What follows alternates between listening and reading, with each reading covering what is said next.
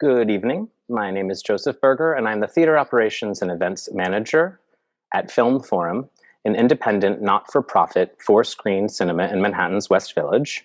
I'm speaking to you all live from my office on West Houston Street. This is yet another virtual event we are hosting while the theater is temporarily closed. So first and foremost, we wish you all health and happiness at this time. Tonight's event is on What Happened Was, Tom Noonan's directorial debut, originally released in 1994 and based on his off-Broadway play of the same name. The film was the winner of the Grand Jury Prize and the Screenwriting Award at the 1994 Sundance Film Festival. What Happened Was has been beautifully restored by Oscilloscope Laboratories, and we are happy to present the film on our virtual cinema platform at filmforum.org.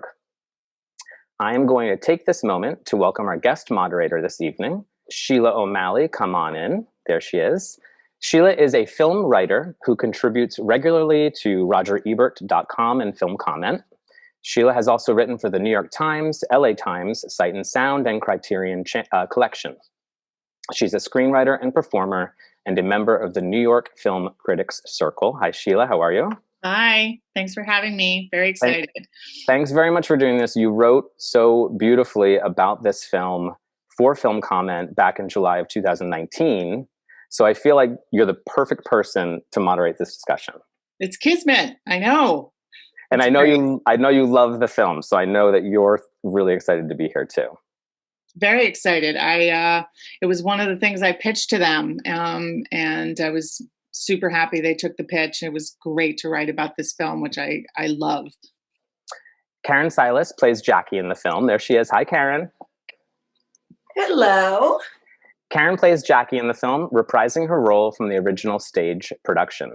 Karen has worked closely with Hal Hartley, appearing in 6 of his films, starred in the CBS detective series Under Suspicion, and can be seen on Law & Order, CSI, TNT's Wanted, and HBO's The Sopranos. Karen was nominated for Best Female Lead at the Independent Spirit Awards for her performance in What Happened Was.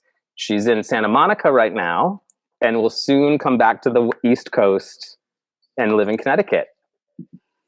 Karen, I can't wait to see you in person one day. Thanks so much for being here. We will. I'm finally going to bring in our very special guest tonight, Mr. Tom Noonan. Tom has an extensive list of acting credits in film, television, and theater. Most notably, he starred as Francis Dollarhide, the serial killer in Michael Mann's Manhunter, along with memorable performances in Heaven's Gate, Wolfen, RoboCop 2, Easy Money, and Charlie Kaufman's Synecdoche, New York, for which he received Spirit and Gotham Awards. Tom again collaborated with Charlie on the animated Anomalisa, which features Tom performing the voice for every character in the film except for the 2 leads. Tom has taught film at Yale, Columbia, and New York universities and the School of Visual Arts. What Happened Was is Tom's first of 4 original stage-to-screen productions. Tom, welcome. Thanks for being here tonight. Thank you. Well, I'm going to leave it to Sheila, and I can't wait to hear you guys discuss this film. I will come back in about 45 minutes to say goodbye. Thanks so much. Have fun. Thank you. Thank you. So just to the people out there watching, again, if you have any questions, just feel free to ask them at this time, and I will get to them as we discuss this film. So as I was saying just before we got on, I first saw this film in 1994. I was in Chicago, and I think it was at the Music Box. Might have been at Facets. I can't remember. And it has haunted me ever since. And I had it on VHS. And then it didn't, I still have it. I was, so I'm just so thrilled that this is happening. And I'm so glad to be talking to both of you right now. Thank you. It's exciting. So I guess for people who don't know, let's talk about how this project originally came to be. Joe said stage to screen production. So could you just talk a little bit about how it all started? Me? Yes. Oh, sorry. Yes, Tom. I knew you were looking at me, but I'm sorry. Yeah, I'm right. not used to this thing. This may seem off the wall, but I was on a big action movie in, I think, 1991. And one day I went to the set and my face was twitching. And it was a twitch that you could really see, and it was uncontrollable. And I had to do the movie part of the time like this, holding my face.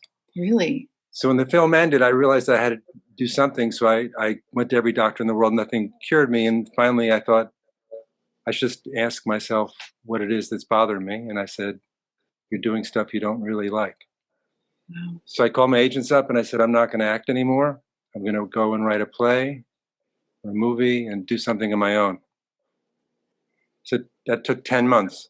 I wrote about 10 or 15 plays. They all stank. And then one night I had someone mention something in a conversation I overheard, and it triggered the writing of this, which took 2 days, which was really quick, which made me know it was pretty good. And then I began looking for someone to play opposite me. And I couldn't find anybody for a while. And then my agency I was at, were we at Gersh then? Is that? We both were at Gersh. Yeah. Karen, so I said, do we have anybody at the agency that could do this? And they said, well, Karen Sillas is pretty good. And I said, well, let's meet her because I got to start rehearsing. It's pretty good. I'm not listening to what I'm saying. I know. So we met in a coffee shop on 8th Street. And by the time we finished the meal, we had decided to play. And then the next day we started rehearsing. That's sort of the background of. It was that fast. Well, it had to be because I had started writing all the scripts back in August of 91, I think, or 90. And we did the play in July 12th. It opened at my theater. And then we shot around Christmas time that followed. And I was off on Last Action Hero. So when, stage to screen, did you write it? Clearly you were thinking of it to be a movie as well? Yeah, the original idea was that I was going to write a movie, and I thought, well, I got this theater, I should write a screenplay, and then do it like the Marx Brothers, where they went out on the road when they did their show movies, right? And do little theaters around California to figure out where the lines, where the breaks were, and where the jokes were. So we rehearsed, I think, 5.5 weeks. Wow! And then the play ran for 5, and very few people came. So do you mind, what was the thing that triggered the idea? I had these neighbors in my apartment building I lived in, and I used to spend a lot of time with them during that period. And one day I went up to them and I said, forget it, I'm never going to write anything any good. I stink, forget this whole thing. And they said, well, have a drink. I hadn't been drinking for like 1.5 years, nothing, just completely clean. And we sat down to eat, and I said to this woman, I said, how's your brother doing? I'd never met her brother, but she said, my brother, he always asks about him. And he works in this law firm, and this woman invited him home for dinner, and it was her birthday. And about halfway through the dinner, he turned to her and said, is this a date? Because that's not what I was looking for, And she promptly threw him out. Yeah. And so that was the story. Amazing. And the two people going, A question just came in from Christy, which is kind of related. It said, you said you wrote the first draft in 2 days. Was the big mini, little mini story within the script part of that draft, or did that come later? When I originally wrote it, I just put nothing there, and then I started writing stories that I thought would make the play. I wanted the play or the story to pivot on that moment, where suddenly you realize that she's the writer, he's not. All the things that each the other one was. So I didn't put that in, and then I took 2 or 3 stabs at doing it, and then I came up with the one I had, and I knew when I wrote it that it was the one that was going to work, because the other ones are much tamer. Right. And sort of less out there. Disturbing. Yeah. So Karen, this character, it's one of those characters where I think about her sometimes and wonder how she's doing, what happened to her, right? Can you talk about just your approach to this character? I know it was a condensed timeline to get this thing done, but you read the script. What was your take? How did you approach it? Well, like Tom said, I just knew right away that this was a character that I resonated with, that I could play with my eyes closed. Yeah. And sometimes asleep. like, okay, I get this woman's history, childhood, pain, whatever I took from Tom's script. And to be able to create a role on stage is a gift. I mean, that is not a normal, I mean, at least in my experience, thing that happens. I mean, you know, to be able to rehearse for 5.5 weeks, perform for 5.5 weeks in a theater in the round, in Tom's theater, was such a blessing to create a character. And him too. I mean, we were both creating these characters. He wrote it, he produced it, he directed it, but he was a real, you know, an actor that you could, you know, we're actors and we're figuring this out. So, yeah, I just went with the flow. And then when there was a lot of interest with the play, then it was filmed and then everything kind of followed. And now here we are.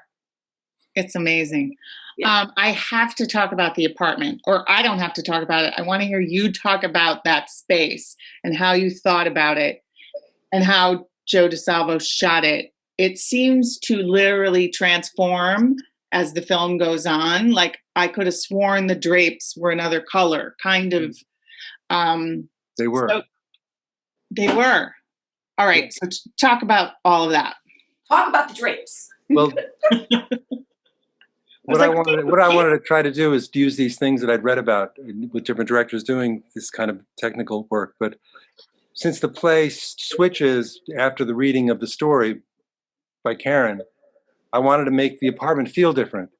So what we did was we made two different dresses that she wears. One dress in the first half that's sort of drabber. It's the same style, same exact dress, but it's really not bright red. We also, in the first half of the play, everything was, all the props and all the set pieces, a lot of them were bluish or greenish.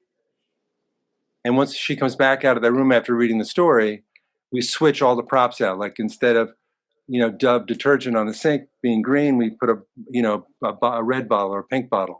The fish in the fish tank's a different color. I wear a different colored shirt, different colored jacket. She wore a different colored dress. And we repainted the entire apartment, like in about half an hour, because we had to keep moving. So that was one of the things that sort of allowed the audience to feel this transformation in a way that was sort of subliminal. You don't want anybody to notice that.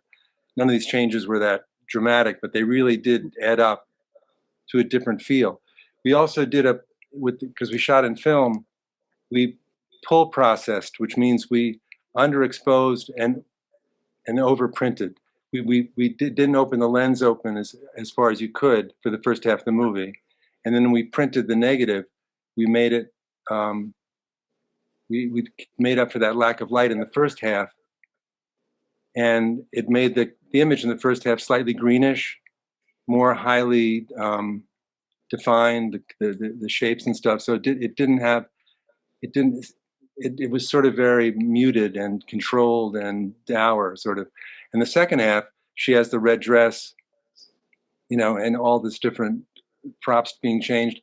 But in that, we did what's called a push process, where you underexpose and overprint. So we didn't let as much light in, we let more light in. I don't know if you understand, if you're familiar with that process. They don't use it anymore because they don't use film, but that allowed the image to be slightly grainier, more sort of down and dirty, and you could really see it when you took two frames from different parts of the film. You could see the difference in the backgrounds and in the costumes.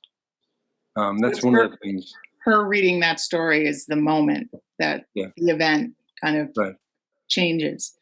I mean, the production design of that apartment, all of the things that are in there, I'm fascinated by. The Cats poster and the cat that you're holding. I don't know. It's like, what is it with the cats? She doesn't have a cat. So I don't. The cat in the first shot. She breaks the cat when she's cleaning up. And then it's in the fish tank. Yeah. So for you, Karen, walking into that space, I don't know what the apartment looked like in the production, but this is Jackie's Life. oasis, you know? Yeah. How did that affect you? I'm sure it did. Well, when I just looked at the film, the restoration, about an hour before we just got together, and it looks really amazing. The color is so, that blue. I mean, yeah, the apartment for me was perfect for her life, because it was all about the outside. How many times did Jackie say, I say, it's all about Manhattan. It's all about the view. I want to look at the view. I want to see people. I need to be connected. Like, all of that was so well edited in Tom's script, which was, we didn't get that experience when we did the play. We didn't hear the sounds, although we did hear some sounds. Right. City. Yeah. But, it wasn't incorporated in that way. So it was really exciting to move from, and I'm going to say it again, from the stage to the screen was a blessing. And it flowed. I know, Tom, you had a lot of other things you had to deal with, because you have to do a lot of other things. But for me, it was so fluid. It was like, you go from there and right in there. And within what was it? 14 days or 12 days we shot? 11 or 12. We did 5-day week. Between, he always gets me. Yeah. It's You in asked. between those numbers. No, but it's true. And we shot nights, which was remarkable. Right? Yeah. How did you get the people in the other apartments? They're like, all we did was, we were right across the street, right across 38th Street, for a bunch of office buildings. And we just, somebody saw somebody over there hanging out and doing stuff. So we just said, let's just start shooting everything across the street. And if we found something interesting, we'd go across and have somebody sign a release. So that was shot sort of throughout the production. wow. Every day we'd shoot a bunch out the window just to see what.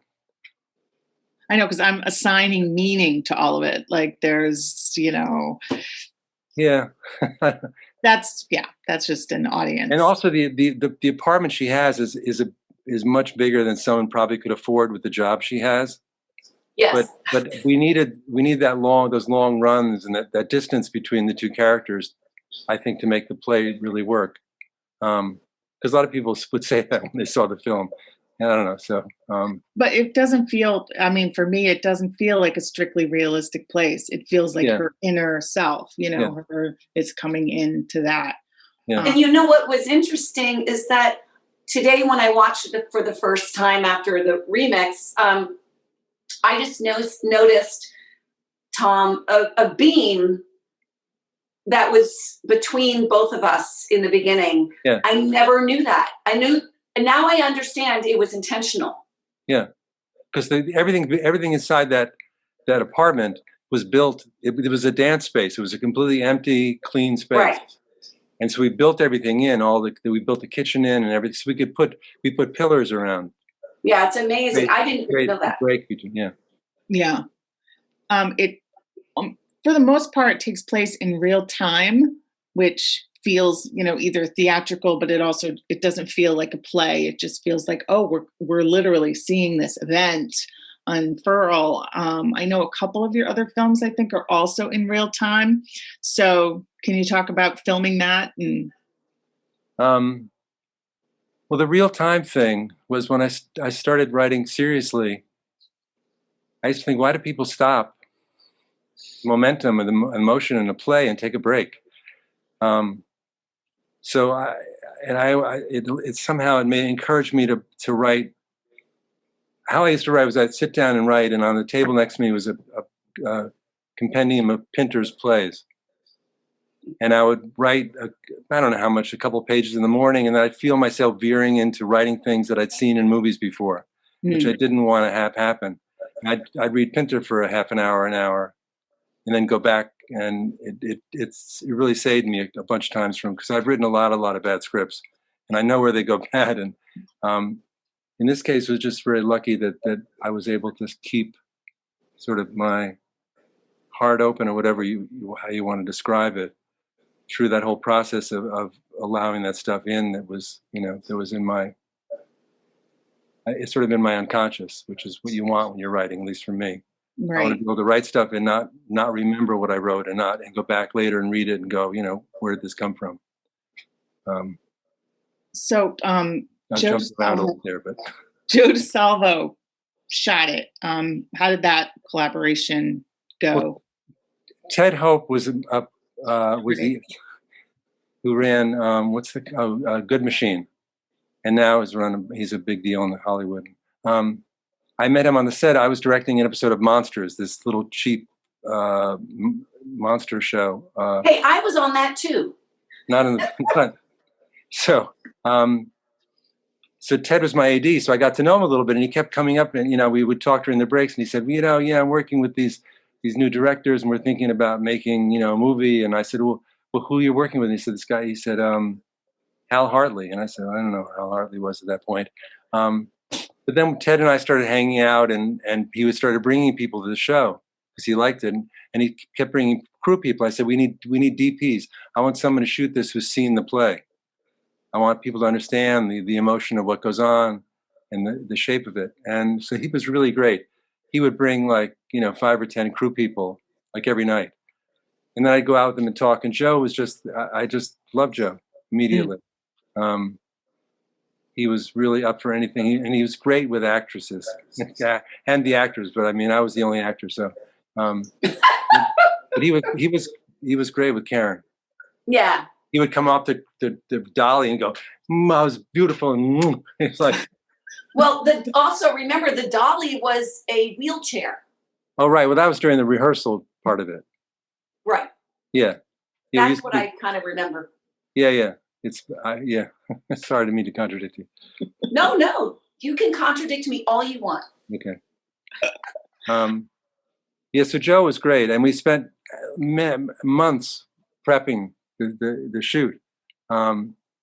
There in the shot list, there was only one shot that we did not do exactly the way it was written in the shot list, and we only changed it a little tiny bit. Everything else is exactly the way we worked. What was it?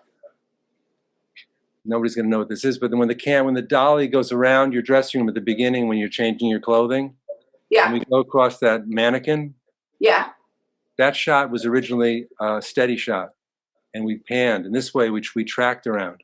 Which is better because it created this background that was really beautiful. Yeah. Okay. Right. Cool. It also feels like, very specific in when there's a close-up. Like a close-up really, really means something when you finally get to see them. It felt very controlled, but the event doesn't feel controlled, Yeah, just the way it was shot. Okay, we have a question. It's for both of you from Daniel. I am a teacher and I have students who are interested in acting or writing. What advice would you give to young people interested in being professional actors or writers? So either of you. I wouldn't want to tell somebody to be interested in being a professional actor. I would suggest, search out people in your high school that you hang out with, people you think are interesting. Write a 1-page scene, a 2-page scene about anything, and just have them, walk through it and read it a little. And you'll very quickly realize who's not talented and who's not, and who you vibrate with. And you'll, because by the time you get into all that showbiz junk, it's very difficult to move anywhere but toward the goal you're going toward. It's you can't say, well, let's change this scene. You can't, I don't know if that made any sense, but. No, I agree. Just connect with your people and your artistic community, your high school, your out of school, write a scene. I'm not a writer. I write poetry, but nobody reads it right now. Write things, connect with people. And sit at home, socially distancing, obviously, and read a scene together. like get inspired by character development. I mean, you know, I think what happened was for me is a real exercise in character development. Uh, both Jackie and Michael are remarkable, and they're remarkable, unique characters. So I would say just find something inside yourself, whether it's haphazard or random. Like you said, you bumped into a friend of yours who said this thing about the date. That, keep the mind open. The mind is open, you know, and you might get a story that inspires you, like it did you, Tom. Yeah. Should we talk about the restoration and how this began?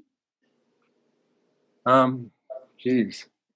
With the pandemic, everything seems very out of proportion, the dates of stuff. I know. Because we started the actual physical process of you know, transferring the film and beginning to retime it back, I think in February last year. Because I know as we got toward the end of the restoration, that part of the restoration, there were starting to be warnings about, you know, social distancing and mask wearing and all that. And at that point, I went to my house upstate and didn't come back to the city again until, I still haven't. It was a year ago. I've not been back. But the original part we worked on was with this guy Brian. I forgot his last name. Sorry, Brian. This great colorist who I felt was very easy to work with, and it was, and I remember how I wanted it to be, even though it was like 20, 30 years later. And he was really simpatico with my sort of take on how it looked and felt, and that was very, very helpful. What else does the process involve? I don't know much about it. Well, make any adjustments, or you can't change any of the cuts.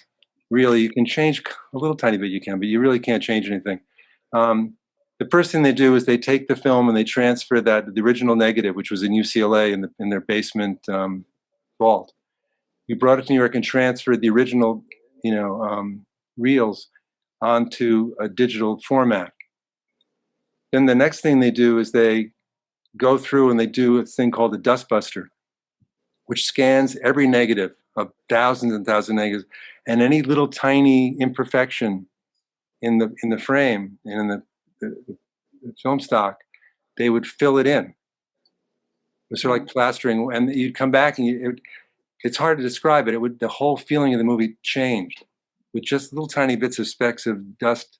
I don't know. It really made a difference. And then once the dust busting's been done, you go back at the very beginning of the movie and you go through almost frame by frame, shot by shot, and change the darkness, the lightness, the contrast, and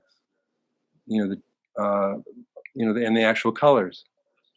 And you then, as you start to move along in the process, you start to see a palette of colors that we were going for, and me and Brian, the colors, were pretty much in agreement with that. So at that point, you go through and you make sure that everything sort of matches shot to shot. So when they cut to a different angle, you don't suddenly feel like, oh, this is a different movie, or this, you know. And those are the main, you know, ingredients of the timing, they call it. Yeah, it looks just, the colors are so deep and luminous. Yeah, even looking at a VHS. Yeah, exactly. Yeah. It's not the same. It's not the same. Yeah. You know, it's funny with the apartment and all of those buildings around it, which remind me of like Edward Hopper, or those feelings of being urban loneliness, which is one of the things that really spoke to me. And now here we all are, kind of in our apartments. I don't know. Some of the film is very funny, but it's also very sad. So I don't know if you have anything to say about the loneliness aspect of it, or am I off on that? No, that's there. I mean, that's just sort of part of who I am. Yeah.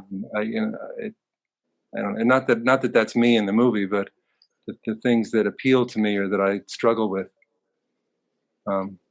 came from that. I mean, I remember writing it and reading it afterwards and thinking these two people have really great amount of difficulty not being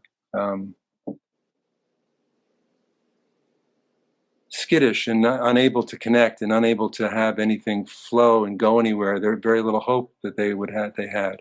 And that's sort of, how I see myself a bit, And Jackie's interesting because she is talking about, I want to see the people, but she's in this apartment. She wants to see them, but she's not really going out anymore. I don't know. It's such a fascinating character. There's so many. She's so intriguing to me. Yeah. Go ahead. Yeah. And it's I don't know. It's very almost gratifying when that moment anyway comes where they actually communicate. It's not a particularly happy moment, but it's real. Yeah. It's very emotional talking about it after so long ago doing it and then sort of having it disappear for a few years and come back. And yeah. Okay. Christopher, I got a question from Christopher. Thank you for making this film. This was an important film for me when I saw it. My question is, where are Michael and Jackie now? I'm not suggesting a sequel because the film is perfect as it is, but I'm curious as to what you think happened.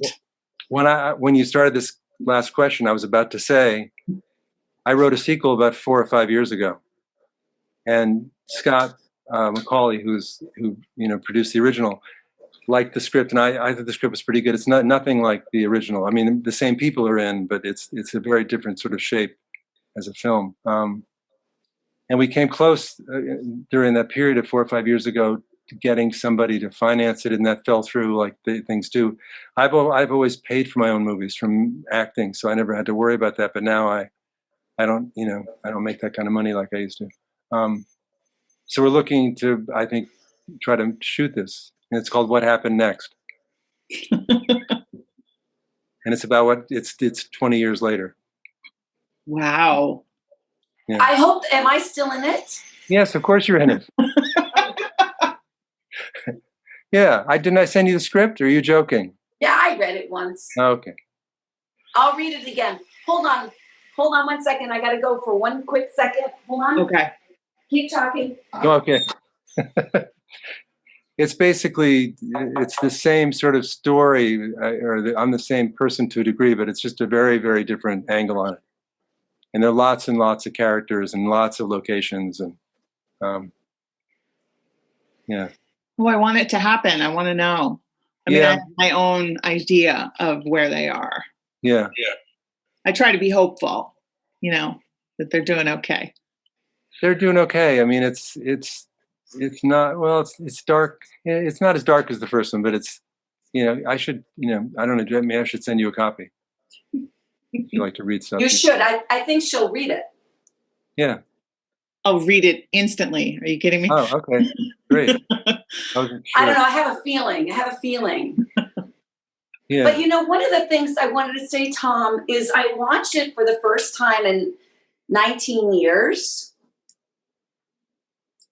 Our film. Yeah. And I didn't realize how friggin' funny it was. Like, I was laughing my ass off here and there. And then the composition of the sadness and everything else, it was like it was like a recipe of reality, and like I said, I haven't seen it, and it's interesting to watch yourself and track the progression of a collaboration on stage and then on screen. Is one of the most fantastical things I would ever want for anybody. I mean, it's my baby. Like, that for me, if anybody were to say, what project are you most proud of?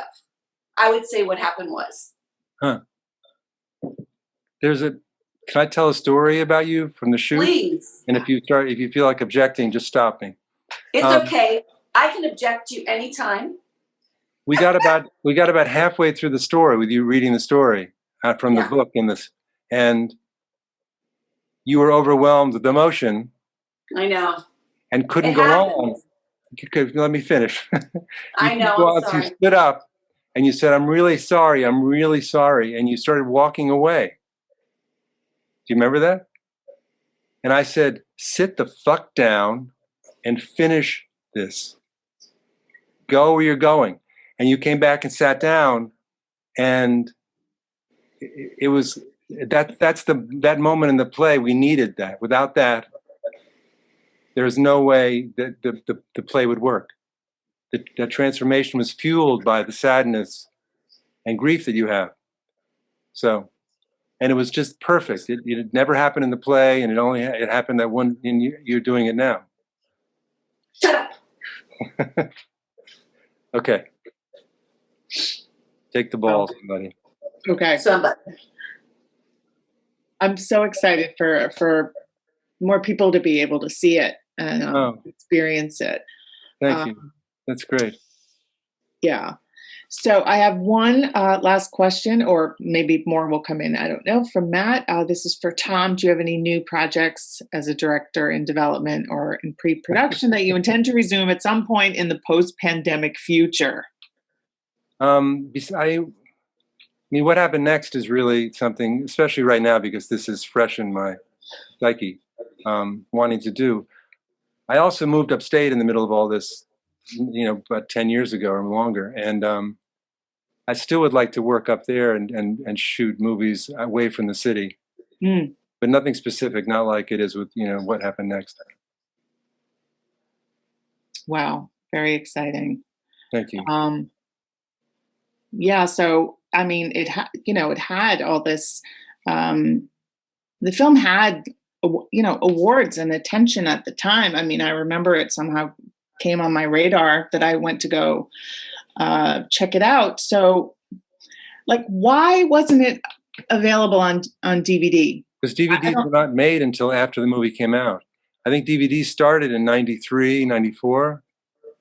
Because my next movie was on DVD, and it was it was weirdly one of the first ones that I ever saw Tower, because it's a pretty obscure little movie. But what happened was there was no consideration of ever putting it on DVD because it came out while we still did VHSs.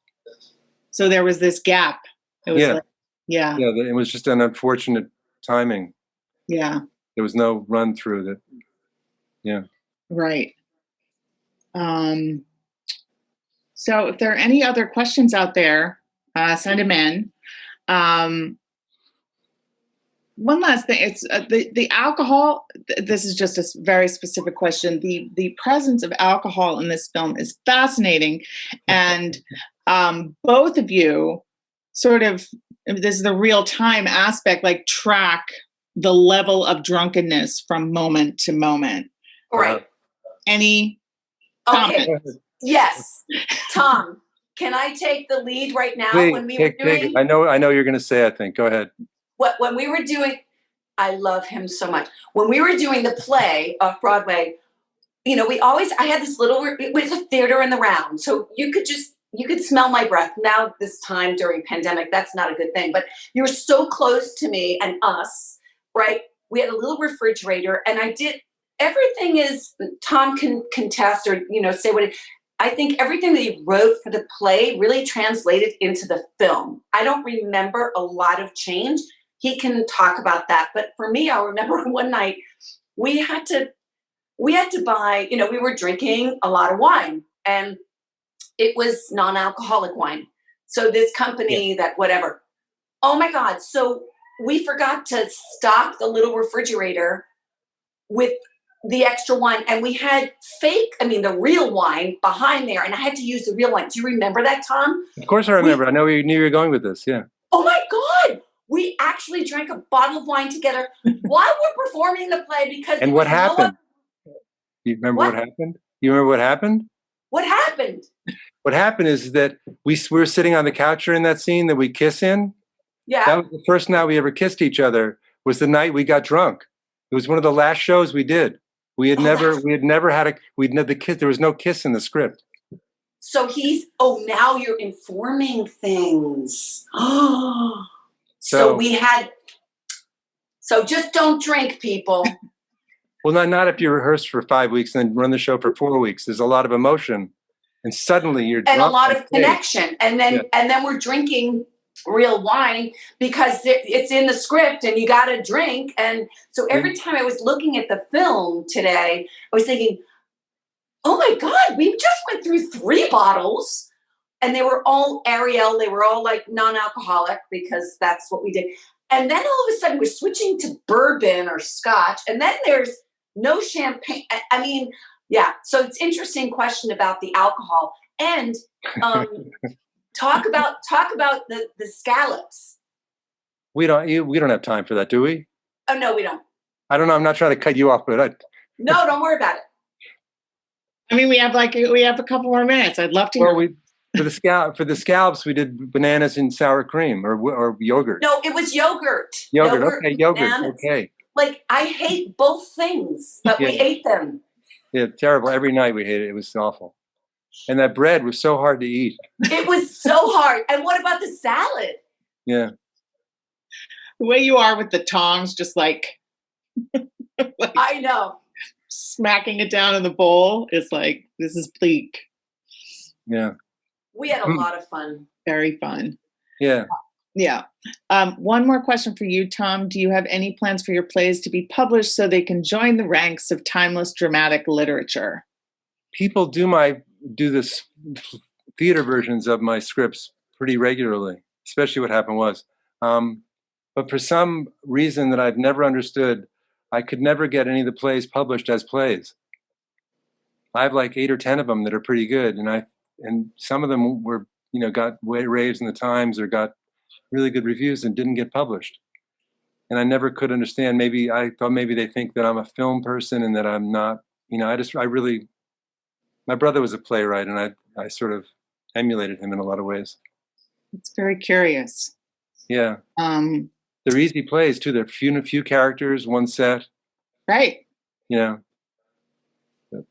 Can you talk about the difference between the stage and the screen? I think you edit your own films.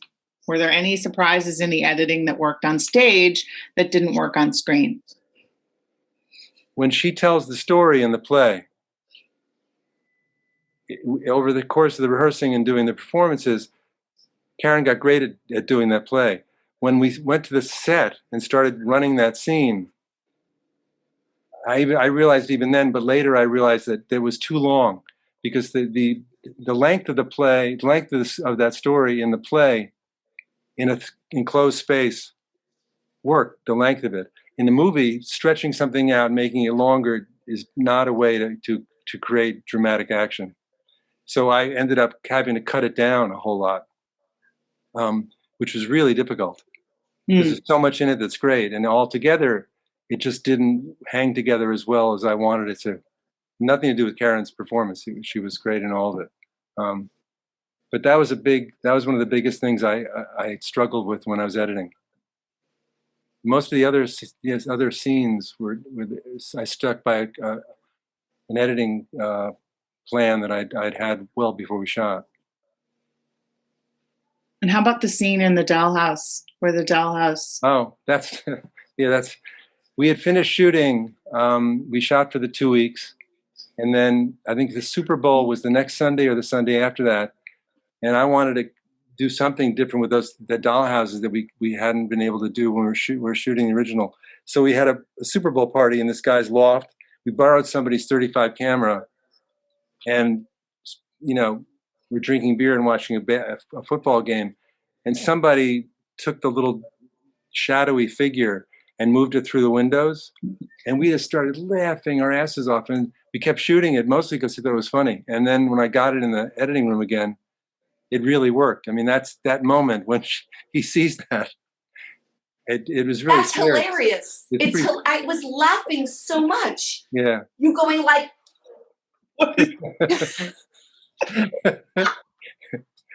Yeah, that was really fun. Yeah, this guy is losing it. I mean, that story freaked him out. Yeah. Are there any plans to stage it again? Hey, Joe. Was that? I was going to say, are there any plans to stage it again? But in this world we live in, wait and see. Yeah, I don't see that happening. But I mean, I've had other people do it. We did it at the theater with two men playing the characters and did not change a word of it, and it worked great. Wow. I have a suggestion, Tom. Take it away. When I moved back east in June, yeah, you and I can do some readings and just do our characters and read it. We'll probably remember all of the words and dialogue anyway. And we could raise some money to shoot the. And we could raise some money. I think that's a plan. Yeah. I had a quick question for Tom, just because I'm trying to get it all straight. I think you had about 5 weeks of rehearsal for the stage production and right. a 4-week run. Is that correct? 4 or 5 week run. I think 5 week run. I think it was 5. And then how much time from the stage production to the film? About 5 months. 6 months. 5 months. Okay. And we got the location after a month or two. So we were able to rehearse in the actual location for months at a time. Oh wow, that's great. It was great. And I went off then to shoot Last Action Hero, and they would let me come and go when I needed to shoot the movie. So I'm also really curious because I love what you were saying about how much the set design changed for ostensibly what's the second act of the film. Right. Were you able to do that on stage, or was that never would have occurred to me to even try. Right. I learned a lot from Joe DeSalvo about how to do that. I wouldn't have thought of that. Was it a 1 act on stage, or was it in 2 acts? One long. Yeah, 1 act. Yeah. It's about 90 minutes. Karen, what was the process like for you, going, from performing live on stage and then rehearsing for months in a closed space with no audience? I mean, what was that like as an actress? The easiest thing on the planet. So easy. So simple. Tom and I just know how to work with each other. We knew how to work with each other. Hopefully we'll work with each other again. We'll see. But, easy, very easy. Sorry. We used to meet at the door that went into the set of the play every night and sort of say something to each other and then wish each other luck and then go to our places. And then I remember one night Karen, you came to the door and we were standing there and I said, we can do anything we want. It's a date. We can go anywhere. And I remember saying that and that we kept trying to keep each other open and not stick to doing it the same way. To what we were doing. Yeah. Was that the night you guys got drunk? No. No. I don't think so. I'm just kidding. No. We had a great question come in from someone who said that they were surprised that you didn't have the kiss included in the stage production for so long, and then you did. And how did it change? How did it feel without the kiss versus the kiss? I mean, I'm a shy guy. I don't just kiss people. It was and it was a play and there were audience, so I was always very sort of respectful of keeping the space and not allowing yourself to go that far. I remember that moment. I'll never forget the moment I just slid across the couch and kissed Karen. Yeah. Oh, what about you putting your hand on my face like this? When we were, there's so many, it was an amazing process and experience. Well, it's been great to hear about it. I'm so happy you guys have been with us tonight. Thank you. I want to kind of wrap with a question for all three of you that I normally ask, and I'm just curious to know what's next and what you guys are working on. So let's start with Sheila, and then Karen, and then Tom. Well, I just moved to my home state, Rhode Island, like 2 weeks ago. But because of the pandemic, my jobs continue. So I continue to write for Roger Ebert.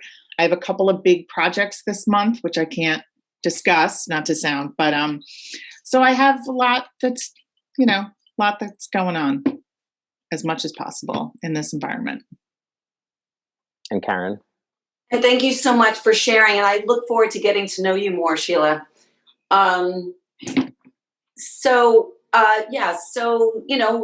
The art of the pandemic and keeping my life sane with a family, moving back east after 23 years.